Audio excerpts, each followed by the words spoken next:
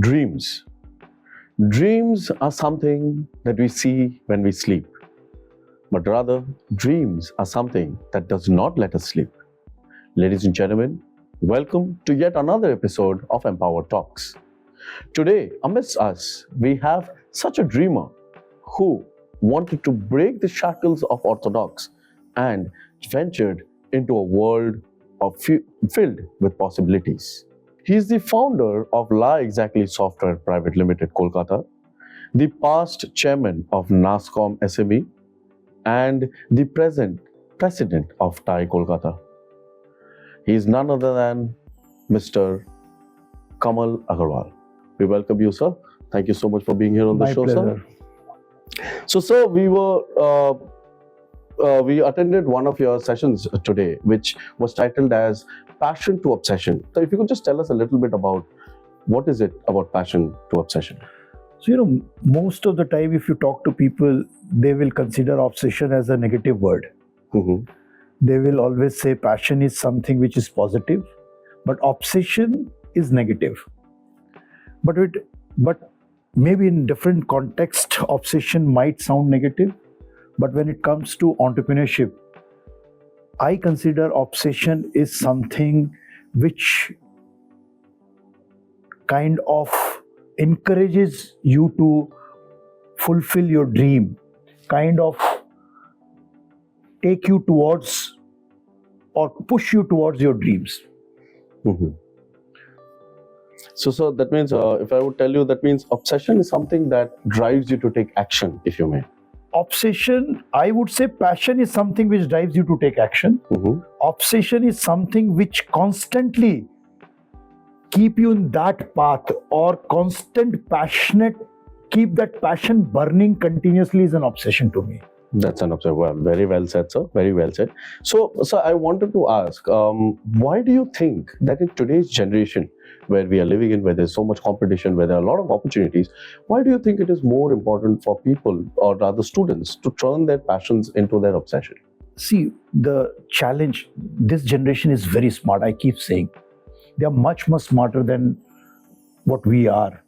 Because the exposure they get today is unbelievable. We used to have a very limited exposure at our times because of automations or technology or whatever you can say. But like every good thing comes bad thing also.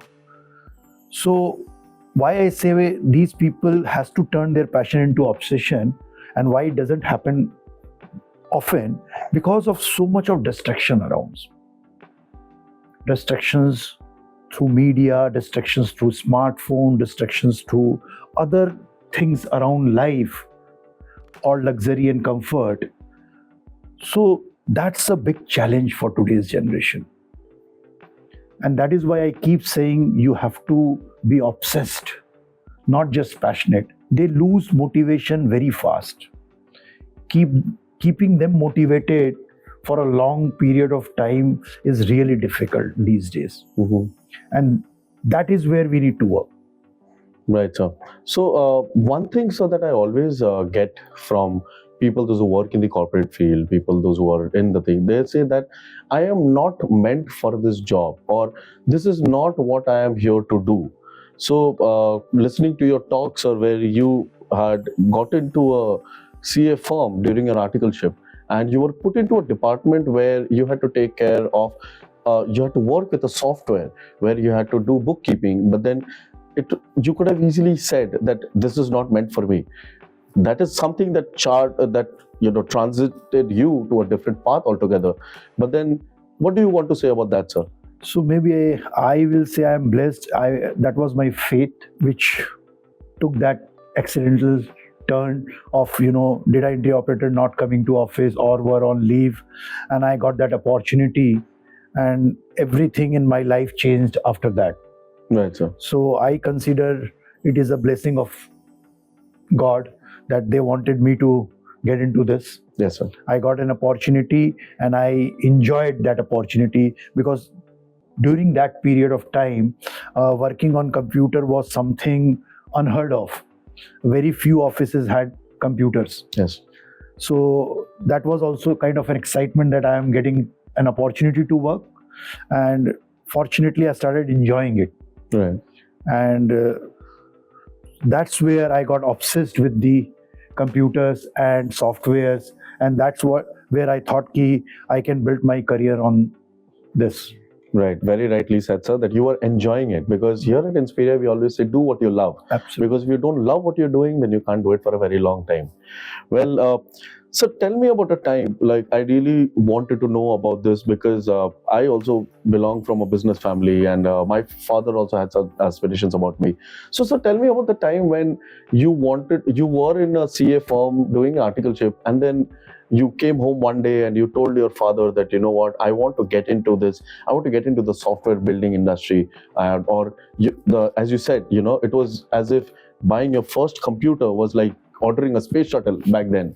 So, you know, having somebody, you know, being somebody who is thinking way beyond his time, I'm pretty sure you must have had some difficulties at home to convince. To be honest, not very much difficulty. Mhm. I'll be very honest with you, because apart from being from a business family, I was also lucky to have my parents quite educated. Mhm. So, yeah, they were not happy me leaving CA midway. That's true. They were not against me getting into computers or thinking of developing a software, but they always wanted me to complete my education and then go ahead with that. Right. So that's where we had little confrontation. But since before decided to getting into completely into it, I developed few reports, and clients were really happy. So that gave little confidence to them. Mhm. At the end of the day, my parents also felt that, you know, you are getting into a field which is going to be the future. So they were happy about it, because I was enjoying at the end of the day. They could Right. see me working so passionately. After coming from office also, I used to work, during the night. And I was so obsessed that every time I used to talk to them, I used to show them this is what I have done. And, so they were happy kind of thing. There was not much of confrontation, and there was no such discouragement. The only thing they wanted me, if I could complete my study and then, get into this. Right, definitely, sir. Every parents want us to do that, and definitely, sir, it needs visionary parents to, you know, lead you into that, you know, into that generation where everybody, like you said, even in your talk, that at that point of time there were only three things: the good students go to science, the mediocre goes to commerce, and not so good ones go to arts. But at that point of time, having that visionary thought process was indeed a very remarkable thing. So, sir, now I'd like to get into the fact that. So you had made up your mind that this is where you want to go, and now you want to start something of your own, because you found that there was a problem. If you could just tell us a little bit about that problem that you had envisioned, sir. So the problem is, when we were digitizing the client's manual accounts through the accounting softwares, Yes, sir. and our job was, after digitizing, give it to the audit department. They used to audit, and then taxation used to go through the tax procedure. Right, sir. So what I realized, that what we are doing is a bookkeeping job only. Mhm. This is not helping businessmen to take decisions, or there was nothing sort of analytics on the accounts. Right, sir. When I used to discuss with the clients, that would you be happy, why you don't see these kinds of reports, do you get sales turnover variance or monthly sales figures, or do you see any red flags from your accounts? They said they would be happy if they get this information. All the data were there in the system itself. Right. But somehow the accounting software which we were using, or the accounting software available at that point of time, were made only to keep books. They were only made for bookkeepings. Right, sir. They were not there made to give, informations or MIS reports to the clients. Right, sir. So I found that gap, and I thought data is already there. All the raw data is already there. All I need to do is, pull those data and generate reports. So that's how it all started. That's the spark. That's the spark. That's a problem. That you identified. You just went on to solve that problem, and so definitely you're still solving such Absolutely. problems. And La Exactly software is very highly reviewed in Google, and it's been doing wonders. So, sir, I just wanted to ask you one thing. That is, why did you think that you personally wanted to make a difference? Because usually what we see in the corporate field is people come, they work, they do their job and go away. But it takes a different kind of mentality, a different kind of human being to think to make a So, difference. To be honest, I was not in a corporate job. I was just a student, Yes, sir. Yes, sir. and I was pursuing my graduation as well as doing my C articleship. Yes, sir. And at that age, you're always bubbling with so much of energy. Right. You always want to prove something. The whole career is in front of you. Yes, sir. You see so many, and you have so many dreams also. That what will you do? Even when I was pursuing my C articleship, I was very clear that I just do not want to be a CA and work under someone or do a CA practice, regular CA practice. That was traditional again. Yes, sir. As I said, there were only limited avenues for education for a commerce student. After graduation, you do a CA or Right. nothing else. Right, sir. And especially for someone from business family and go back to your business and join the business. Right, sir. So when this opportunity came to me, I realized that yes, this is something where I can, and most importantly, I started enjoying it. This was very different than I always have done or I have always seen things. Working on computers, talking to your friends that, this is what I'm doing in computers. You get so much of respect. Infosys was, growing at that point of time. A lot of people understand what, computers are, started understanding what computers are. Right. So that was also a kind of kick. Right. And moving away from traditional business was also one of the excitement for me. Right, sir.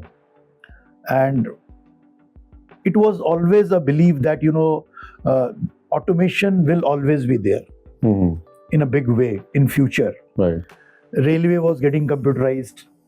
People were seeing the benefits of computerization happening. Yes, sir.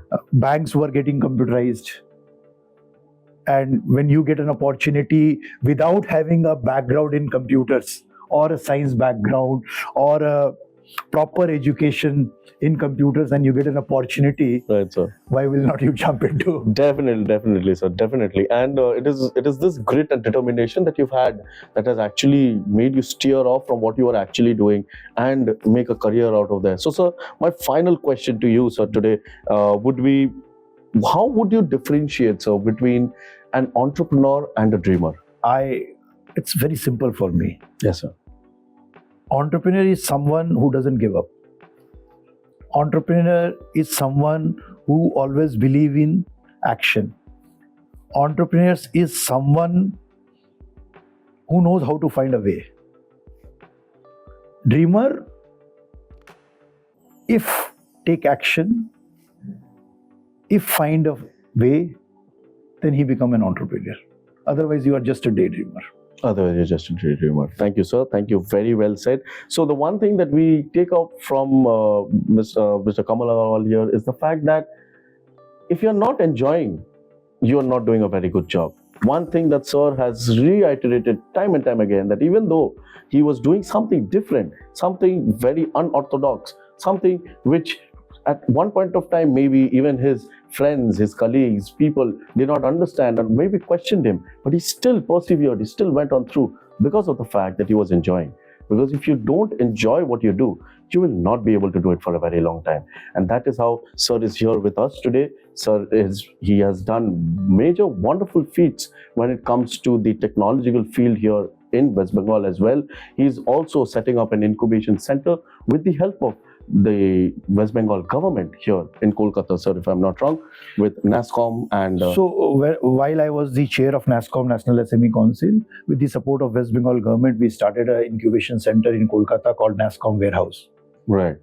So if you could just give us a little bit about what the NASSCOM Warehouse does, sir. So NASSCOM Warehouse incubates startups, and when we take startups into the warehouse, it's a physical place where we handle these startups, we provide them mentors, we connect them with the investors, and we also help them to overcome the challenges they are facing while developing a product or services or whatever they are doing. Wow, wonderful, wonderful. So that means you are giving a proper guided route. That to is all what these. NASSCOM Warehouse does. That is what NASSCOM Warehouse does. Thank you so much, sir. Finally, a message for our viewers that you would like to leave behind, sir. For student, I say these are very, very precious years. Don't waste them. Enjoy your life, have fun, but at the same time, please do not forget your objective of life. If you do not find, please think over. You have to find your objective and you have to work on that. That's very important. These days will never come back.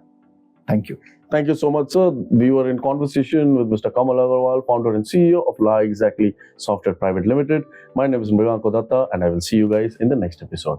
Thank you.